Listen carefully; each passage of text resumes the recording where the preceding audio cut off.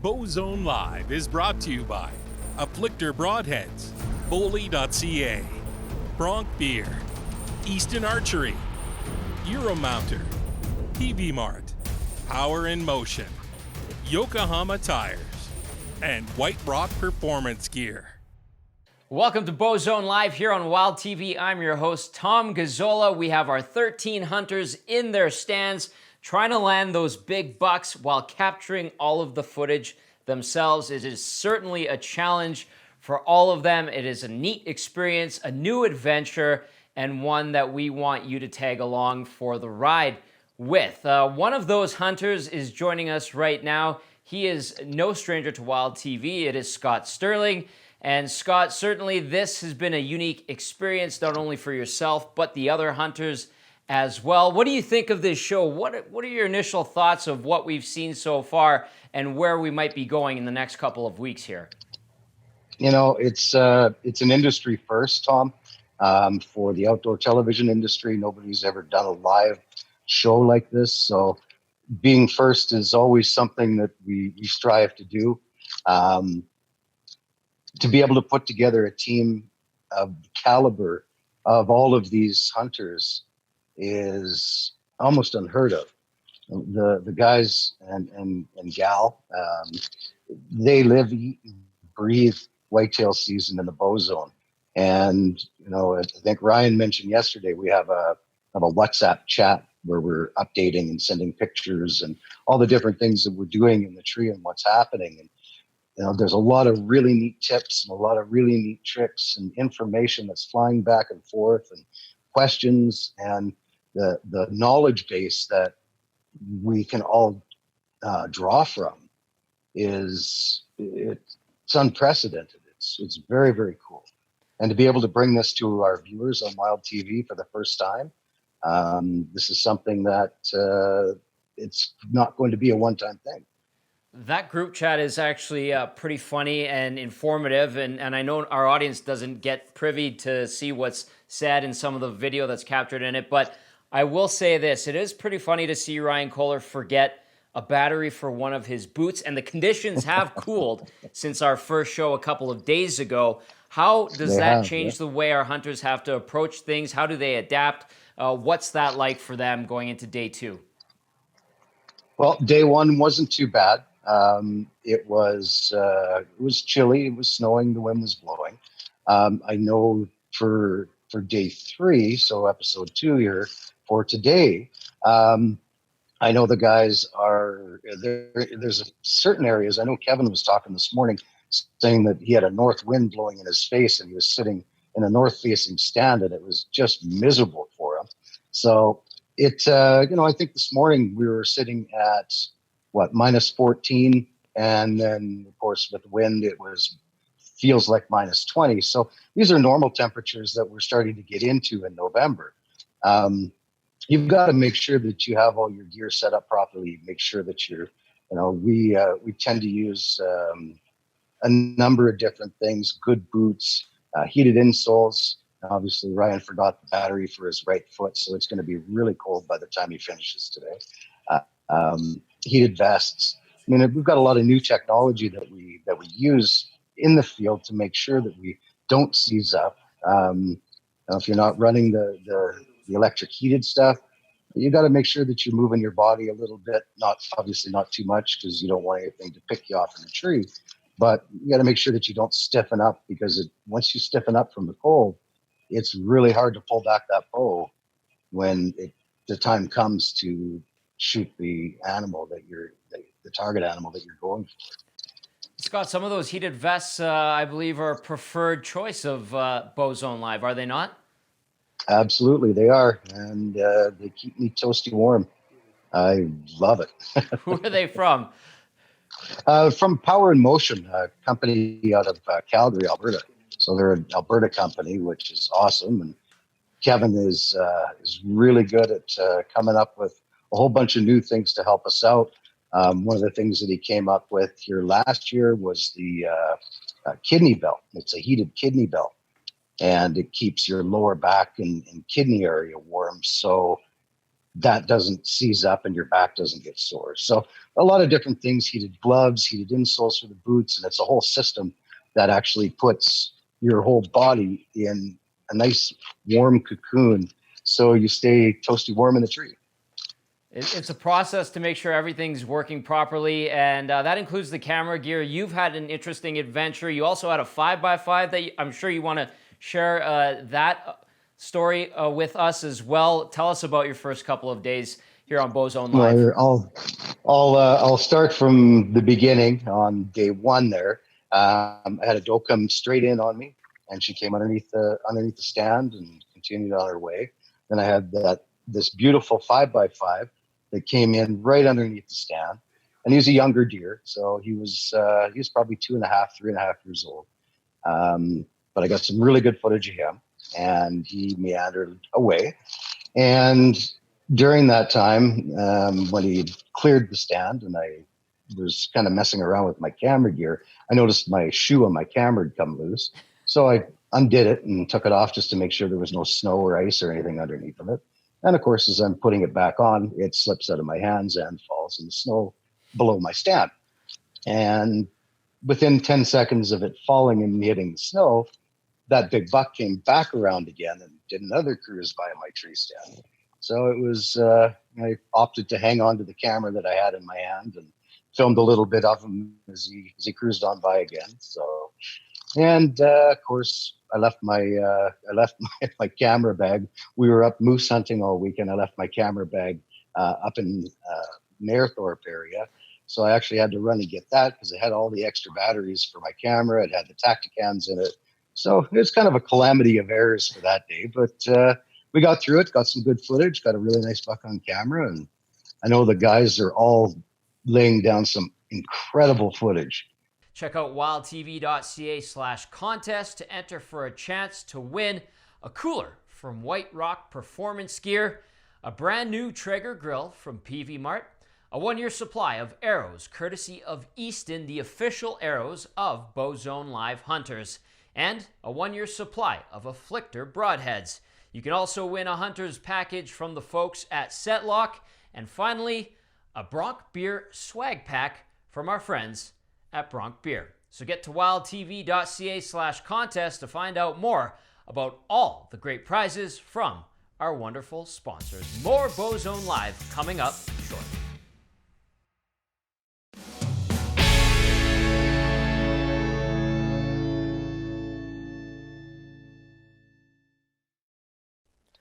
You're watching Bowzone Live here on Wild TV. Tom Gazzola with you alongside Wild TV's Scott Sterling. Scott, to you, what is the Bowzone? When people ask you about the Edmonton Bowzone and what it entails, how do you describe it to them? What's your history with the Bowzone? Let us know how you kind of capture the essence of the Bowzone. Well, the Bowzone was introduced to me actually right around the time we started Wild TV. So it would have been 2003. I've hunted the Bowzone a ton since then. It has its challenges. You know, you've got small pockets of land with massive deer running around. So you've got to compete with dogs, and you've got to compete with people yelling and talking sometimes. It really depends on where you're tucked into in the Bowzone. But it is one of the most special places on the planet if you're a whitetail fanatic, because the caliber of deer that are here are pretty much unmatched in North America. They are wild, they're squirrely, they're hard to hunt, and it just makes the challenge makes it so much better when you are able to succeed and you are able to outsmart these massive and these smart deer. Well said, Scott. Let's give our audience a look at the Bowzone. Bowzone Live is a project that I've been working on since I was a kid. When I started the station, in the back of my mind, I always wanted to do a project where I got a team of bow hunters together and hunted in a place that I loved. And the Edmonton Bowzone is that place.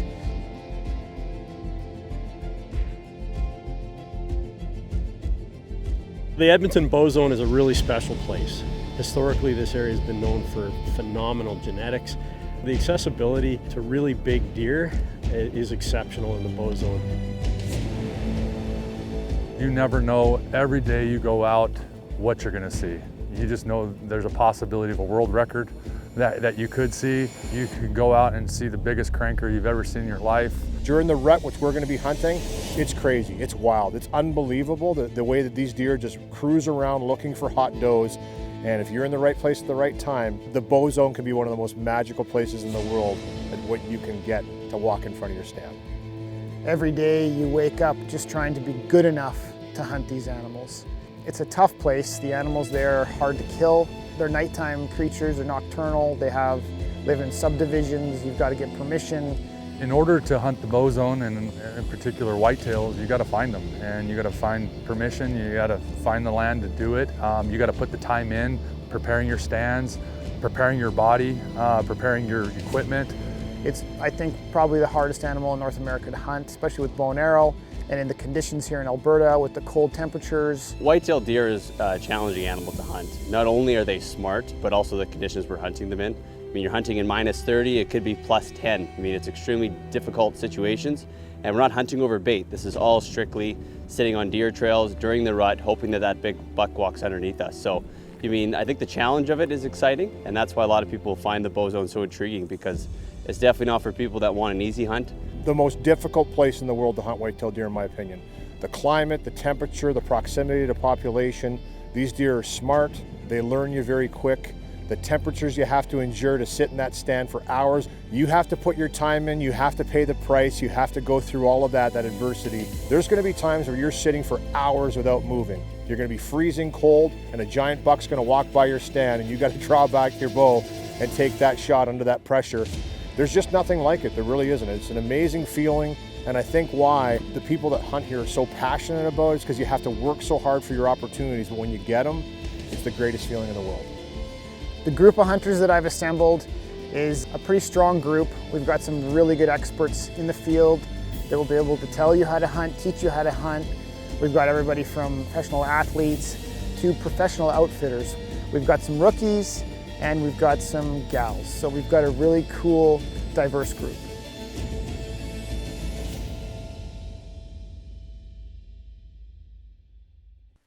So there you have it, a nice look at the Edmonton Bowzone. Scott, you want to give us some insight into where you're going to be hunting next?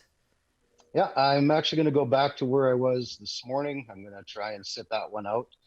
Do you know where Red Deer is, Tom? I think I can find it on a map, Scott.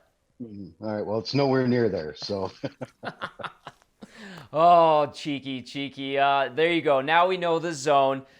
When we come back, we're going to meet some more of our hunters here on Bowzone Live.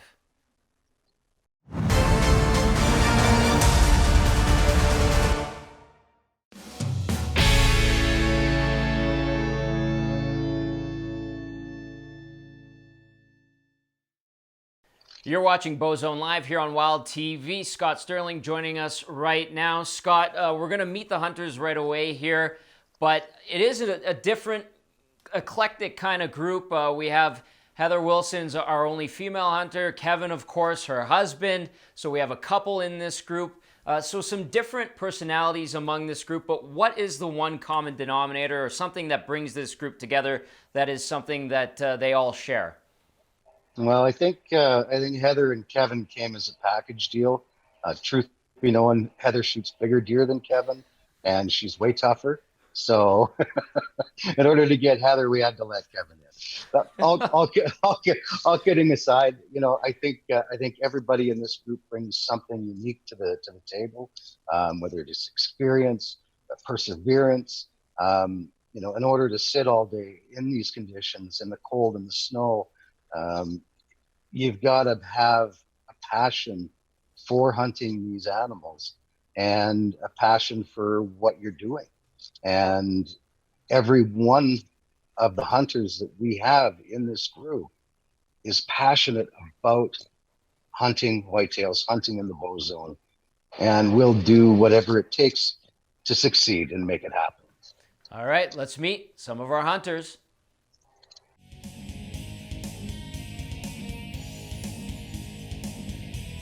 So my name's Scott Sterling, and I grew up in a small town in southern Alberta called Okotoks, just south of Calgary. I've hunted since I was a kid, bow hunted for the last 20 some odd years, and currently, and have been for the past 17 years, the vice president of the Wild TV group of companies. I got introduced to the Bowzone in Edmonton area here back in 2003 or 2004, I think, by Ryan Kohler, and I've been in love with it ever since.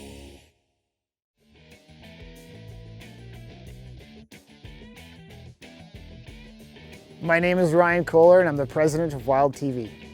I can tell you right now that filming alone and trying to film kills and trying to film whitetails by yourself is the next level. It's the next level of hunting whitetails in the Edmonton Bowzone. You've got the GoPro in front of you or behind you, you've got a camera on a camera arm, you've got to somehow move the camera into the frame with the deer walking into the frame at the exact same time and get the shot at the exact same time. It's a huge challenge. I've done it for a number of years now, and it's very, very hard to get a big mature whitetail on video that you filmed yourself.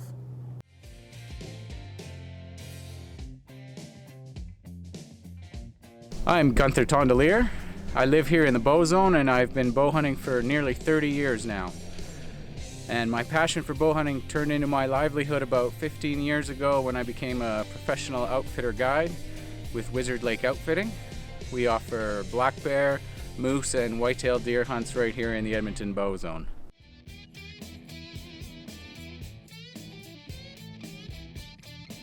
Hey everyone, my name is Logan Johnson. I'm from Stony Plain, Alberta, and I'm a full-time firefighter.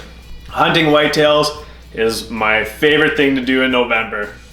The rut is just around the corner and the whitetails are about to go nuts. And to rattle in a big mature whitetail buck, I think is every bow hunter's dream. I know it's one of mine, and there's no bigger rush.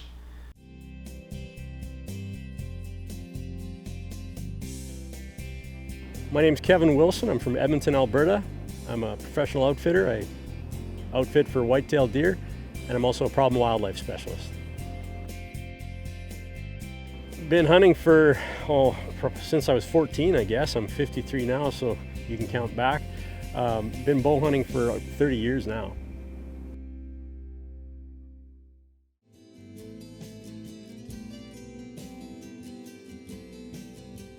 My name is Heather Wilson. I'm an intensive care nurse and I'm from Edmonton.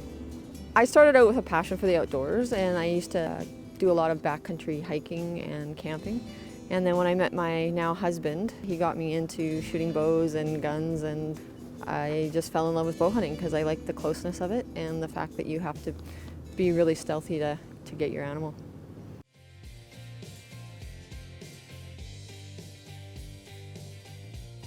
My name's Jay Kemp. I live in Parkland County and I work in the insurance industry and working with organizations when it comes to their employee benefit plans and group retirement plans. My dad got me into hunting at a really young age, and mostly what I did was upland game and duck hunting and waterfowl hunting, and never really got into big game hunting until I moved to Edmonton in the mid-90s and met some guys that were into big game hunting, and then got into bow hunting from there.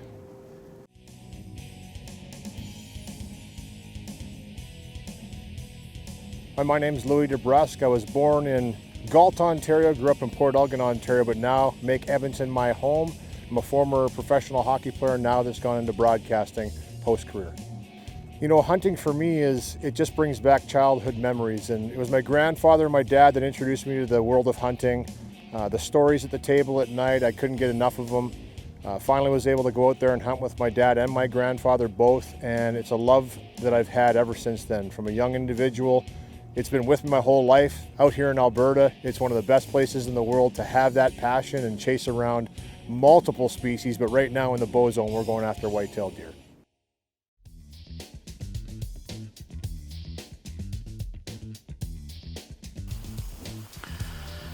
My name is Mike Vachon. I'm from Morinville, Alberta, and I manage a rail yard for an oil and gas company. While I like hunting whitetails, you have a varied range of difficulty. On one side, you have small bucks and does that you can go after. On the other hand, you can spend half of your year pursuing one mature whitetail buck and trying to bow hunt him for that fact. And why I like hunting in the Bowzone? Well, it's accessible. I live on the edge of it. It's easy to get to. There's permissions to be had if you go around, do the legwork. And it's difficult, it's challenging. There's low deer density in here. There are some really big whitetail bucks and other animals, mule deer, moose. And come November, when it's negative 20 and you're sitting in that tree stand and it's dead quiet, it's really peaceful. It's really easy to just kind of get lost in the whole scenery, and that's when your opportunities arise, when you least expect it. So there you go, some more of our hunters. A pleasure to introduce them to you. Scott, I have to ask you this because Corey Cook has tagged out already. Who do you think is the next one of our crew to tag out? Oh, that's a tough one. I think the next one is going to be either Mike Bichon or Gunther Tondelier. That's right. My prediction. One of those two guys are going to be next. Pressure's on Mike. Pressure's on Gunther. Good luck. Yep. More Bowzone Live coming up right after this.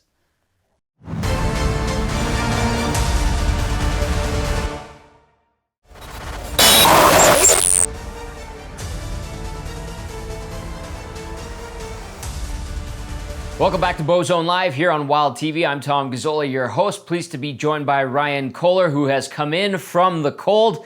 The hunters dealing with a bit of more adverse conditions than we saw on Tuesday. Ryan, always appreciate your time. Now, we've got something to share with you at home that might warm up your hearts. Ryan, I know it'll warm you up a little bit. The Bowzone isn't just about hunting whitetails. There's more to it than that. It's a special area. Why don't you tell us a little bit about what we're going to see here?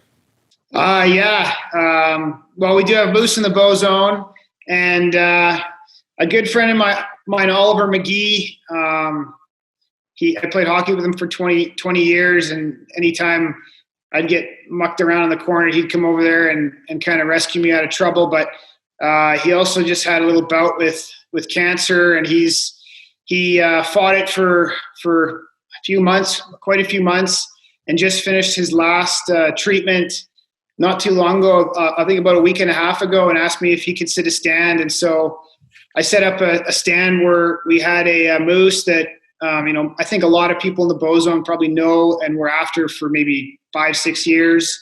And we didn't go in this quarter at all. And I think that's why the moose got, really comfortable in there. We didn't hunt it at all for moose. We just left it alone. And then when Oliver went in, he was going after a deer we called Loki. But I also had pictures of this bull, and it's a really, really special bull moose to me and to a lot of the guys that are in Bowzone Live. But to give it to Oliver was, I think, the right thing to do. He's going through some tough stuff. Everybody's going through tough stuff right now. But he's just a great dude. So I was happy that the moose walked out in front of his tree stand at 20 yards, and it was a chip shot for him. Ryan, was this almost like your chance to look out for your buddy after he looked out for you on the ice all those years ago? Yeah, a little bit, right? I've been crushed in between a few melees with Oliver and other friends that I play hockey with. And I guess, those are teammates, just a lot like this. Bowzone Live is set up, and I love my teammates, so I have no problem doing something like that for. I call him my giant because he's about 6'5" and just about 300. So it was a great moment. It was unbelievable. The moose was amazing. I had some other great friends there. My good friend Sean Orman from kindergarten. Gunther was there too. Of course, Gunther's always there when these great animals go down, and. It was amazing. It was great. It was good for Oliver. It was uplifting. And, the moose was definitely on the downswing. He's a really old bull. So it was good to take him. And everybody's getting some steaks. It's going to be awesome. Ryan, appreciate it as always. Let's have a look at this bull that Oliver harvested. I've been here for an hour, maybe an hour and a half. I haven't seen any deer at all. This is day 5 and I haven't seen a single deer. But my good buddy Oliver McGee, he just finished his last round of chemo like a week and a half ago. And I put him in one of my favorite spots. And he just shot the biggest bull moose of his life. he just shot a smash Pope and Young bull moose. It's one of the bulls we've been after for years. Just came right out of the stand. He smoked him and he's dead right there. So my deer hunt is officially over. Let's go get the moose. Just driving in to get Oliver's moose. So Oliver just had colon cancer for the last year or so. He's been fighting it and had his last treatment of chemo like a couple weeks ago. And he's just been getting out for the first time, feeling better. And he just got a bingo. The guy shot a monster moose right out of one of my stands. There was a 170-inch whitetail that was here that we were hoping to kill, but instead the big guy came by. We've been hunting this moose for a long time. Okay, so I don't know if you can see what's behind me here, but that's Vader. That's the moose that we've been after for many, many, many years. Hang on a sec here. Oliver's got Vader on the ground, the legit old school Vader. I'm standing 20 yards away from him right now. I'm just talking to Gunther on the phone right now. Okay, let's go up to Ollie in the stand.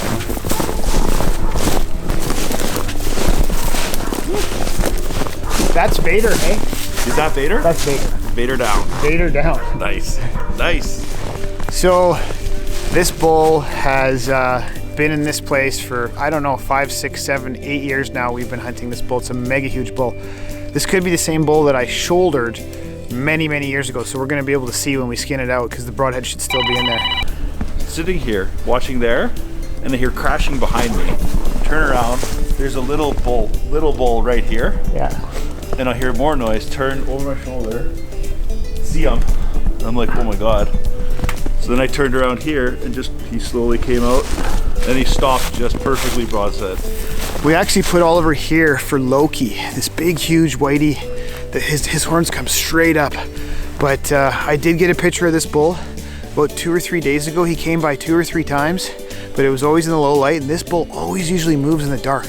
But oh my God, he came out in the daylight for Oliver. Perfect morning, walked right in here, broadside shot him. The bull is not even, I mean, he went down within, I'm thinking 30 yards right there. He's down. Holy smokes. Oh, can't wait. Great day.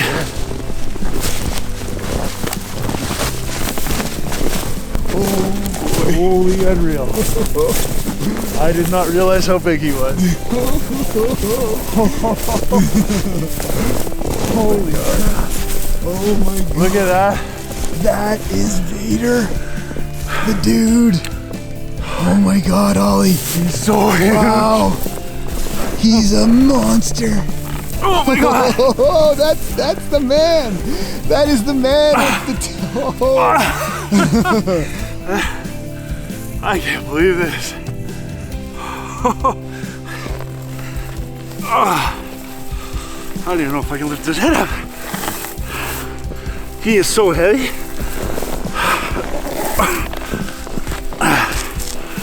Oh my God. That is an unbelievably massive Pope and Young moose. This is unreal. And my arrow is like 10 yards away.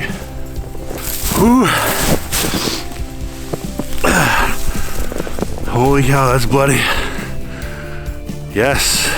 Now how far did he go after you hit him? Just pace that out.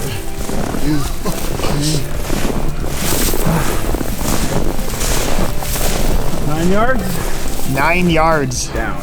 Good shot, Oliver. Good shot. This is f***ing awesome. That's Vader.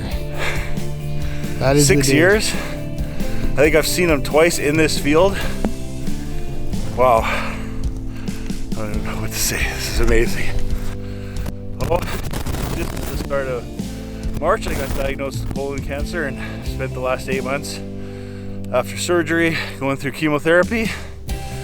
Came out and helped Ryan set stuff up when I could and finished my chemo on October 22nd. Today's November 8th, so about 2 weeks later, managed to get this amazing animal. Couldn't be happier right now. It's not quite as good as finishing chemo and beating cancer, but it's a pretty damn good feeling right now, that's for sure. Look at the fronts. The fronts bend back. They're like friggin' crazy fronts. This freaking thing is heavy. I can't believe it, like the way that his fronts come out when they spin this way, they both do it. and this one spins down. I mean, like 1, 2, 3, 4, 5, 6, 7, 8, 9, 10, 11, 12, 13 on one side. 1, 2, 3, 4, 8, 9, 10, 11, 12, 13, 14. Wow, man, that is just a giant bull. Unreal. This is a bull moose that I'm sure a lot of people in the Bowzone know of. A lot of guys have pictures of this bull, and he's just been super hard to kill. He's never come to a call. We've tried to call him many, many times. This is the only way that I think he would have ever been killed, is just by quietly having him come by. Yeah. And I've had him come by in low light, but never shots.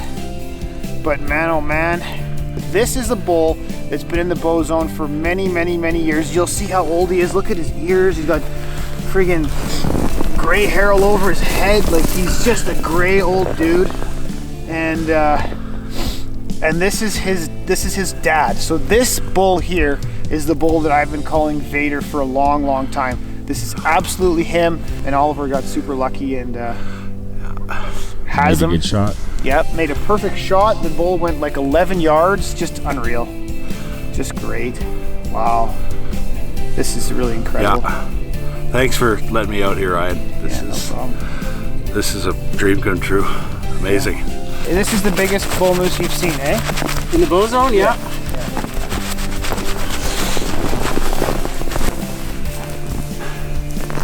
Okay. It's a good day. Good day.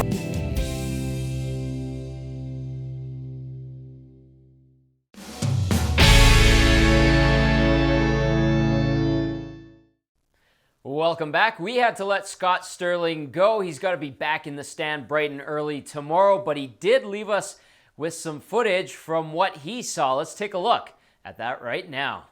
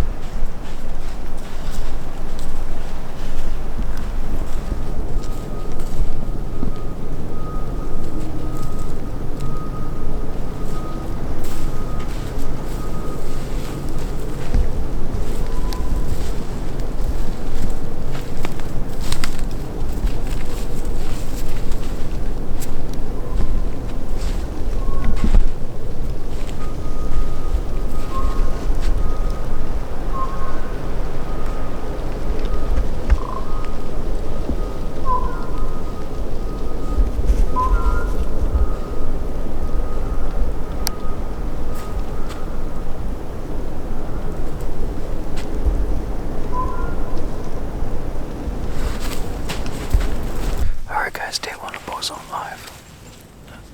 I've had one really good deer come in this morning so far. 3 does and a little buck. Well, let's go check out what all the other guys are doing.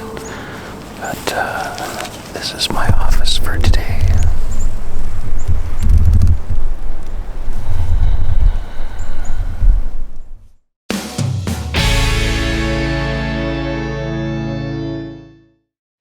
Welcome back to Bowzone Live. We're joined by Heather and Kevin Wilson, the only couple here on Bowzone Live.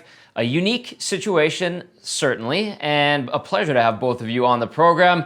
Guys, I've had an opportunity to talk with both of you prior to us doing this show, and I've also had a chance to get to know you a little bit. But for our audience, how did this come to be, Heather, that you and Kevin are a hunting duo? Was this something that you guys took up really early on, or Kevin, did you have to twist Heather's arm to get her involved in hunting?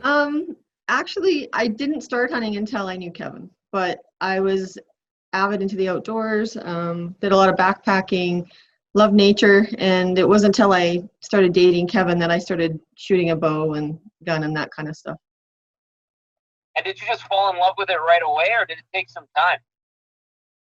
No, I pretty much fell in love with it. I think it kind of scared Kev how quick I took to it, because I think it interrupted his man time that time of year. But generally speaking, I pretty much fell in love with it.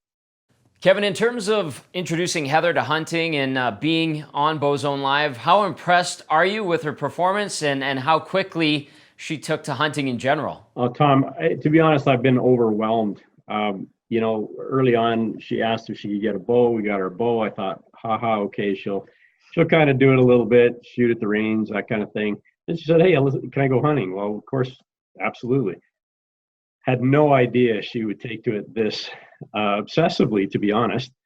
One day, I can't remember how many years ago, probably 15 years ago, maybe 20 years ago even. She woke up at 4 a.m. and said, I'm going hunting today. You get to take care of our little one. And I said, oh, well, this is November. And this is peak of the rut. I said, I'm supposed to go hunting today. She says, no, I'm going to go. I said, okay, that's cool. So she did it. She hiked in, I don't know, half mile or so to the tree stand. She knew where it was. She hopped in the tree. I said, just check in on the cell phone. She did. And I think he even shot a deer that day. I don't know. Yeah. And honestly, she's become pretty much obsessed now. She's certainly a lot more skilled than most guys I know. Heather, this question's for you. How do you guys like to do it? Do you hunt in tandem? Do you split up? Tell us how that process works out. Sometimes we sit same property, but a lot of times we actually don't. We just text each other, let each other know that we're safe in the tree.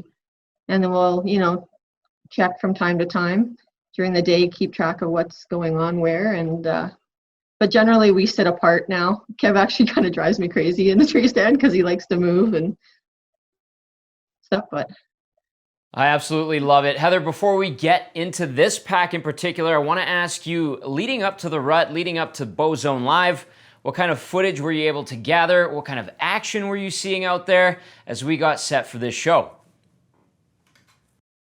I feel like I was really fortunate. I've been able to get quite a bit of footage of whitetails, mule deer, does, bucks. I've had them as close as probably 3-5 yards, and as far as 80 that I could film.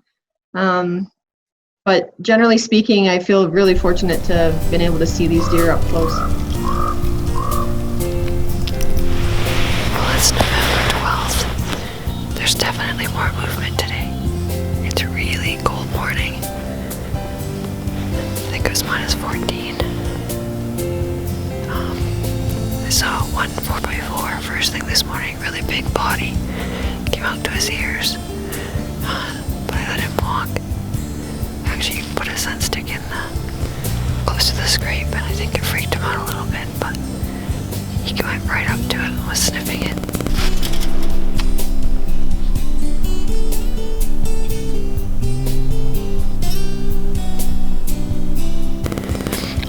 And then I had 3 does go by. It's sure a lot easier to pick them out now with the snow, but it's cold and it's a lot harder to hear them walking. I'm hoping the big guy comes by. It's beautiful out here.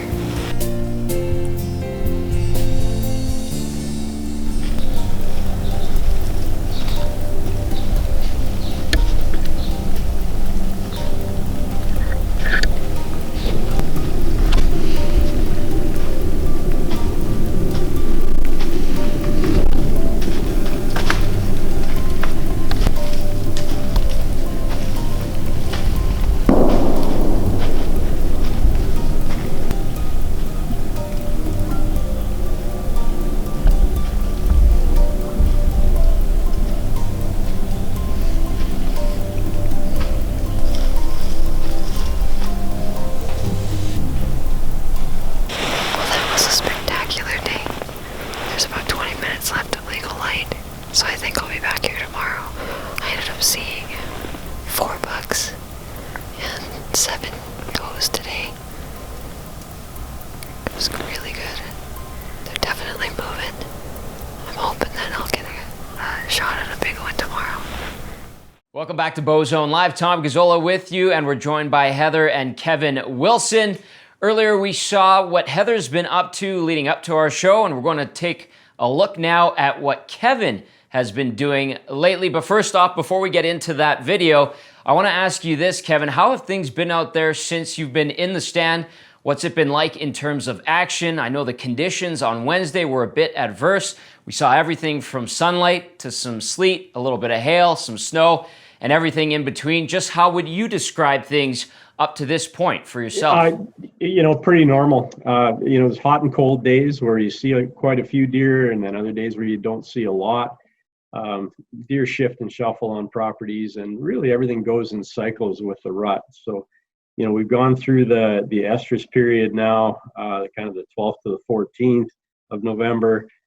We've crested into what is kind of considered the lockdown right now. And so the biggest of the big deer are really kind of scarce right at the moment, but we're starting to see deer moving pretty consistently now. That heavy snow today was crazy. I had quite a bit of movement today, and in fact, I passed up an opportunity at a real beautiful 4x4, probably a 160 class 4x4. But yeah, no, it's been good. You bring up that 4x4 that you passed up. You've got your eye on one specific buck right now. Do you want to tell us a little bit about this particular buck and why, you're passing up on potentially some other beautiful bucks that are coming by your way? Sure. Yeah. Heather and I, we're pretty active with trail cameras like the rest of the team as well. And we have a buck that we call Splits. His antlers splay out to the side really wide. He's got a split eye guard. He's heavy. He's not super tall, but he's an absolutely gorgeous buck of a lifetime. He's old. And Heather's actually seen him from the stand a couple times last year, I think. The last 2 years, I've seen him once each. And last year, I had him probably at 24 yards, but I had no clear shot, so I couldn't take it. But he has been showing up in front of the camera, in front of the stands, every 5 to 7 days, it seems, the last little bit. And the one morning that I had to miss, I had to take a friend to the airport. He stood 24 yards in front of my tree stand. Anyway, he's a target buck that I'm really trying to work at. I may fold a tag this year. I may not tag a deer, but I'm really trying to work on him. And you know what? If the right shot presents at another deer, I hunt in the moment, but I'm trying to give this one a fair chance. I can sense the agony, Kevin. I really can. By the tone of your voice, and hopefully for your sake and for ours and our viewers' sake, it all works out. But one more thing I want to ask you before we throw to your video is, you're pretty meticulous when it comes to your process. You talked a little bit about biology. Talking to you, Kevin, it's almost like you've got it down to the second when it comes to the science behind the rut. I am joking a little bit, but I am also being somewhat facetious. Can you describe your process and how you came to develop this understanding of the way that the bucks and does do their thing at this time of year, and how you managed to fill out this timeline? Sure. Yeah. The second you think you know everything about whitetails, they teach you a lesson. So nothing's ever exact. It's a wild animal, but there are certain fundamental things that are pretty reliable. So for the last 30 years, I've been tracking and documenting cycles and dates that we see certain things happen. And, for example, a lot of guys say, oh, the rut's late this year or the rut's early. Well, that's a biological impossibility. The rut is photophase driven.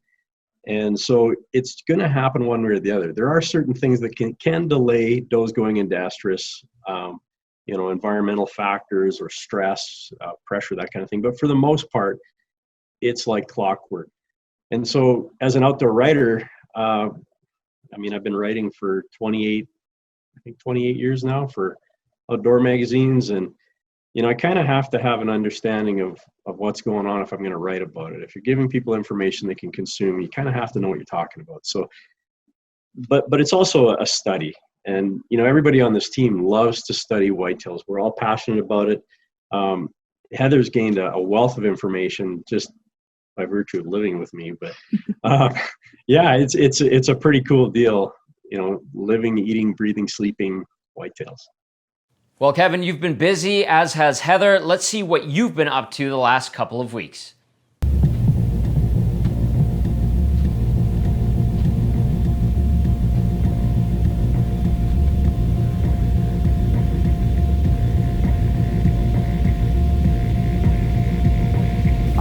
It's an end to another day. It's the end of legal light right now. Just saw 3 does go across a meadow here, and there was a young buck working them, so I grunted him in. He came in about 20 yards, but we're still waiting on the big guys. Tomorrow's a new day.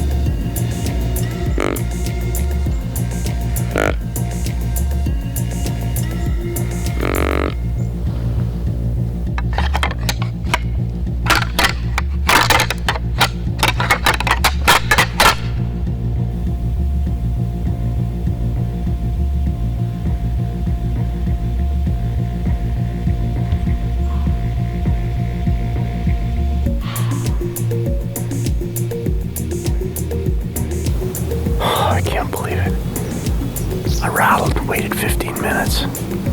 It's so quiet right now. You can't hear anything walking. It's so subtle.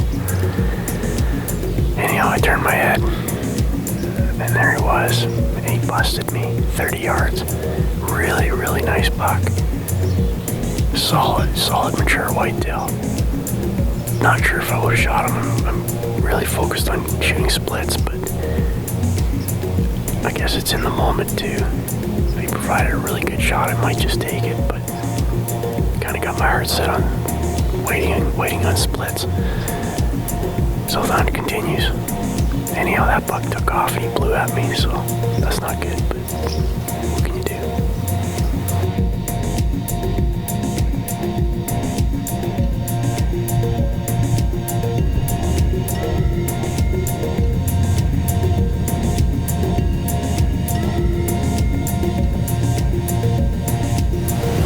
Well, that's the end of another day. Another little buck come by about 20 minutes ago. Came to the rattle. But that's it for today, so we're gonna pack up, head home, have some dinner. Tomorrow's a new day.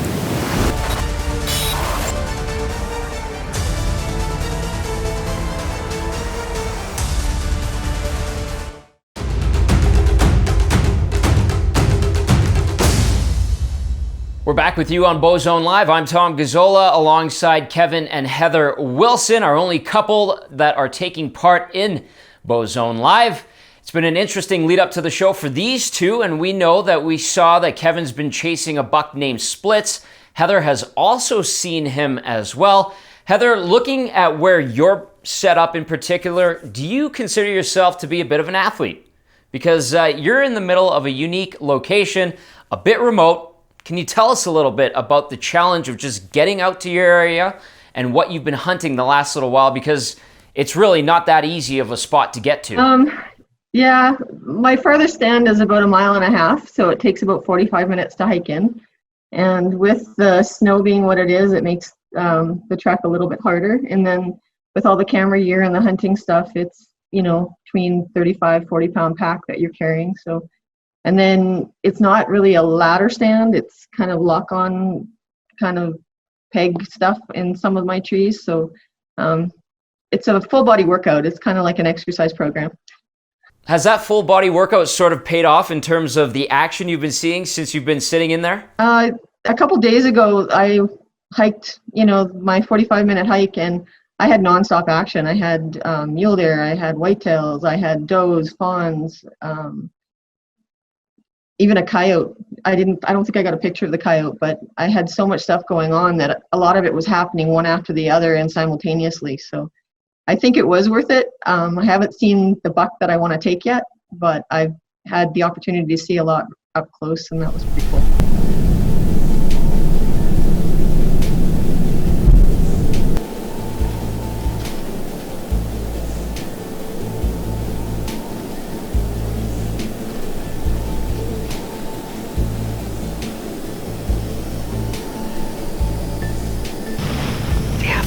Was a bit slow, but this evening I've had 2 does and then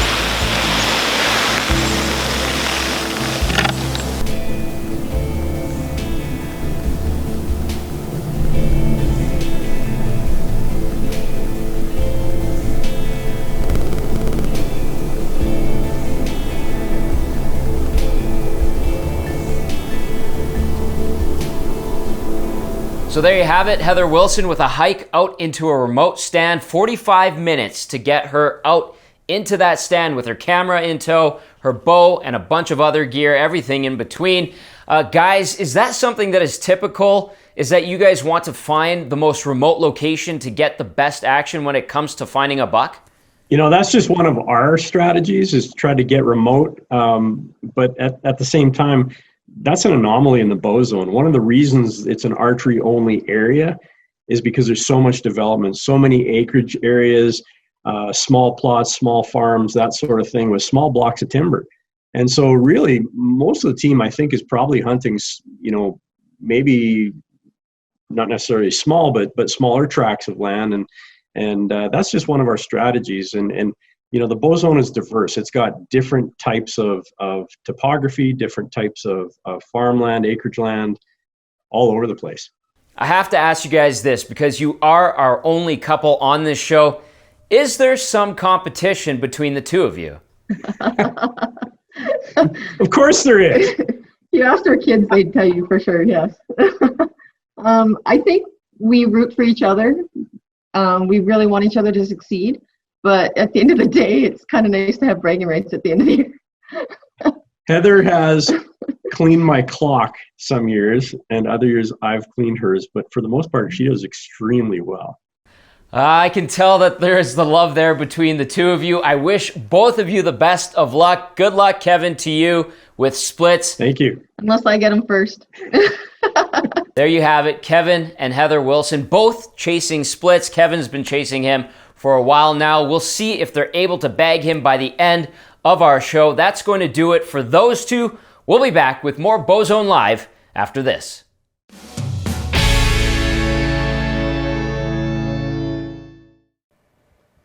This is Bowzone Live here on Wild TV. Tom Gazzola with you with Logan Johnson, one of our hunters. Logan, I know the conditions have changed. I know it's been an interesting few days for you. Let's start with that. Take us through, I mean, you told me the story earlier, but I think it'd be great to share it with the audience. You had a bit of a dilemma a couple of days ago. Why don't you take us through that first? Yeah, absolutely. Well, like you touched on earlier, the weather's getting colder. The snow's rolling in. So a little bit of equipment changes and clothing changes that we have to go through to adapt.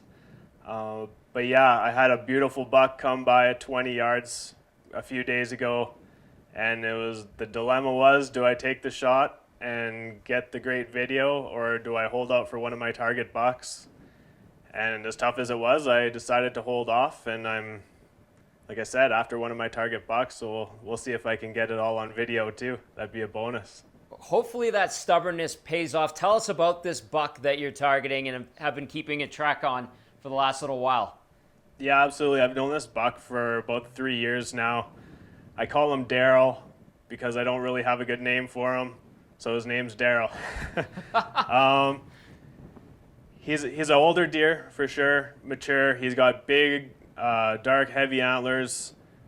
Not a monster as far as tine length, things like that. He grows up over his head more than out and around. He's just a really neat looking buck.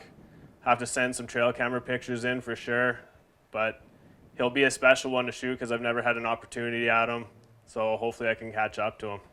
Speaking of pressure, Logan, your everyday job comes with a lot of pressure. Why don't you tell us a little bit about that? Yeah, absolutely. I am a full-time firefighter, so I do work under pressure fairly often, and I hope I can transmit that to the tree stand and make it work when it counts. How much does that help you being a fireman and staying in shape and the fitness that's involved with all of that when it comes to being in a stand and waiting it out to find that right buck? Yeah, it has a lot to do with it, absolutely. I mean, hiking into your tree stands in the morning or at dark, if you're in shape, you're going to sweat less and be less out of breath. Not only that, but doing all the groundwork associated with putting up tree stands and gearing up for the season. So hopefully I'm set up for success here. We'll see. They say patience is a virtue, Logan, and you know, stubbornness kicks in from time to time too. How long has it been for you since you were able to tag out, and is that starting to eat away at you a little bit, or not at all? Yeah, absolutely. I've had a bit of a tough luck spell the past couple years, so I haven't shot a buck for the last 2 years. I was chasing my target bucks. It never worked out, but if you shoot a buck early on, then you kind of miss your opportunity. So hopefully I can wait out this and it pays off. But yeah, the pressure is definitely on, especially with being on TV. Well, everyone's rooting for you, Logan. Let's see what you've been up to the last couple of days. Good morning, everybody. It is November the 18th. I just pulled into my parking spot and I'm about to walk in. Looks like a good morning. Got some north winds finally. Gonna hit one of my good tree stands that I passed up that wide 4x4 the other day. Fingers crossed. Good luck to everyone else out there. I'm pumped. I'll see you in the tree. Well, I'm in the tree. I haven't seen a single thing moving yet. I did a light rattle just after first light. And a couple grunts about a half hour later, but haven't heard or seen anything.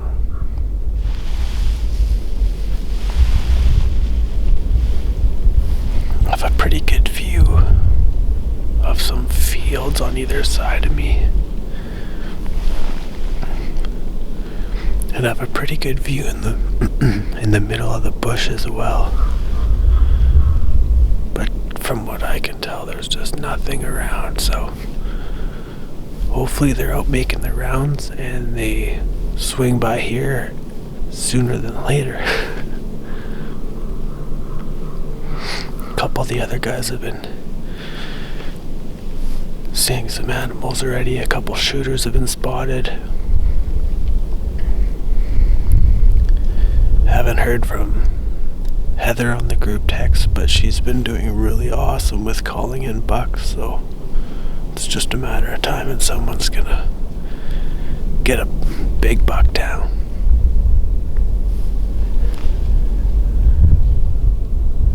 Alright, I better get back to bird watching.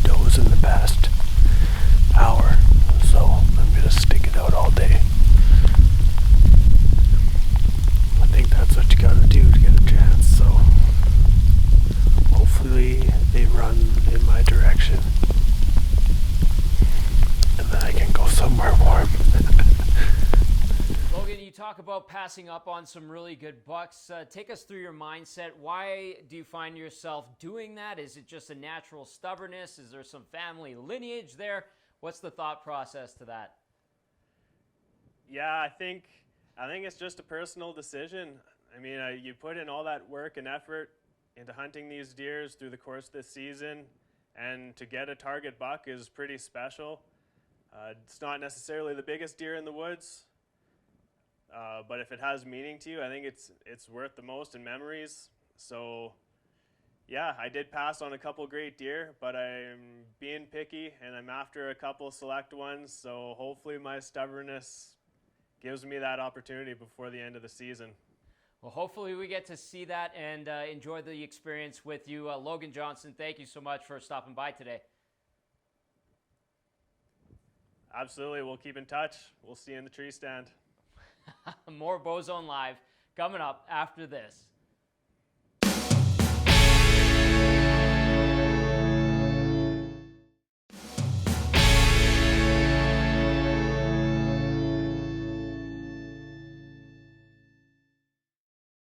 This is Bowzone Live here on Wild TV. Tom Gazzola with you. And on day one of this program, we actually had a chat with Gunther Tondelier. You know him well if you hunt in Alberta. He's a big name around these parts. And we weren't able to get that interview into the show, but it was so good, we want to get it in tonight. So here it is, my one-on-one with Gunther Tondelier.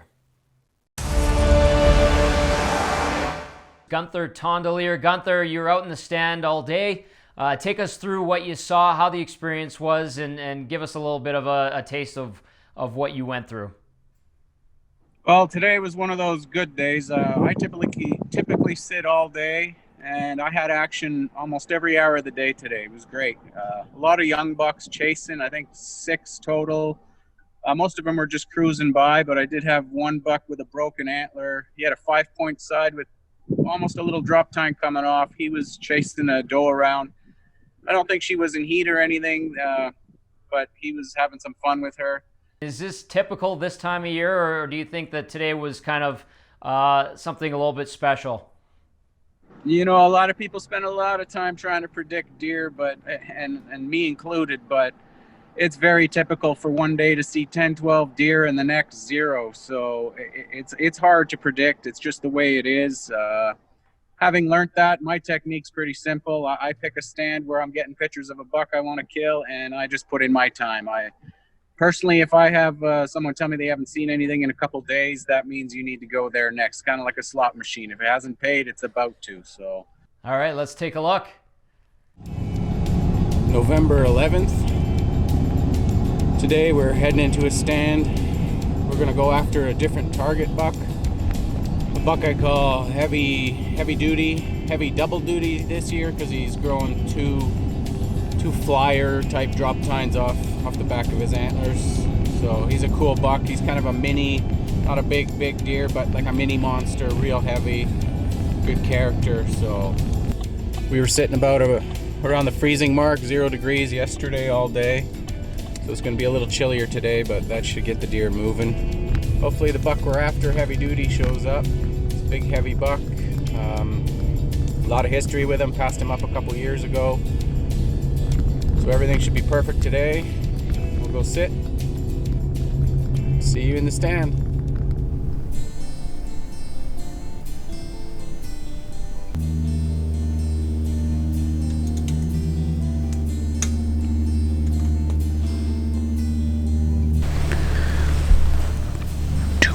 This morning already.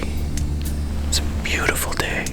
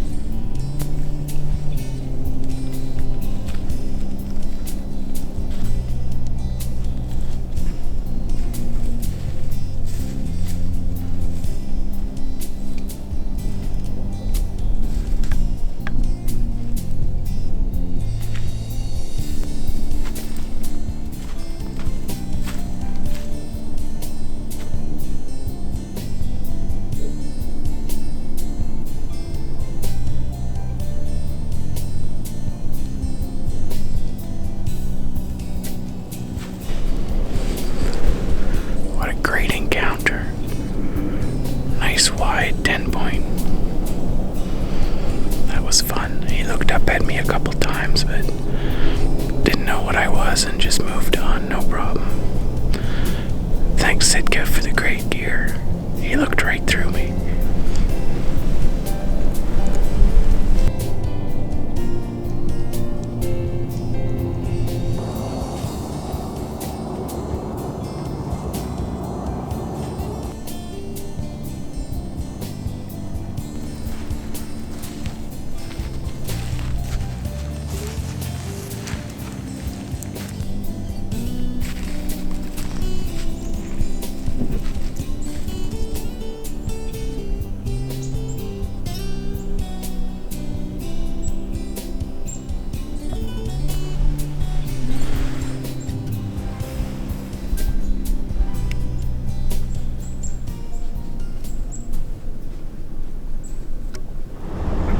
Well, November 15th today, Sunday. The property I'm hunting my target buck on, that heavy duty buck, I call him. He's on a property, it's only about a 40-acre woodlot, but I share it with 2 other resident hunters, so they're out there every weekend, so I just stay out of there. 3's a crowd on a weekend, so. Tonight, Ryan's got me going to another property where there's a buck we call Splits. He was there last year and he seems to have moved in pretty heavy this year, so.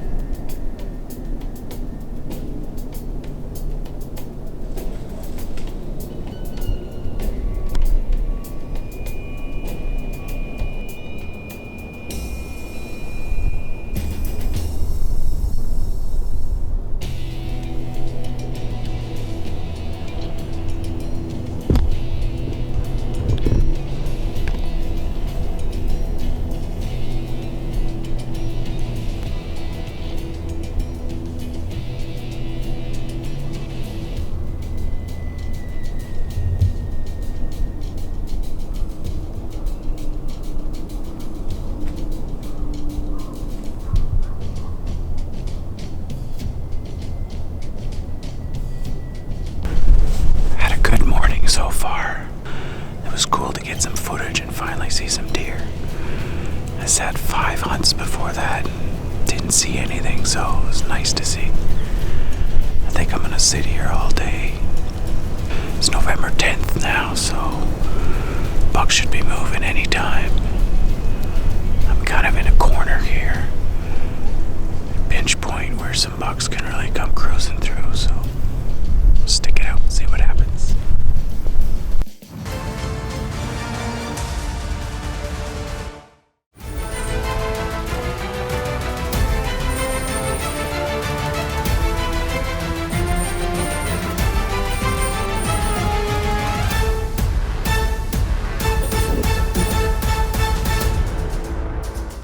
As our hunters are set up in their stands looking to score that big buck, it's your chance to score from the comforts of your home. Check out wildtv.ca/contest to enter for a chance to win a cooler from White Rock Performance Gear, a brand new Traeger grill from Peavey Mart, a 1-year supply of arrows courtesy of Easton, the official arrows of Bowzone Live Hunters, a 1-year supply of Afflictor broadheads.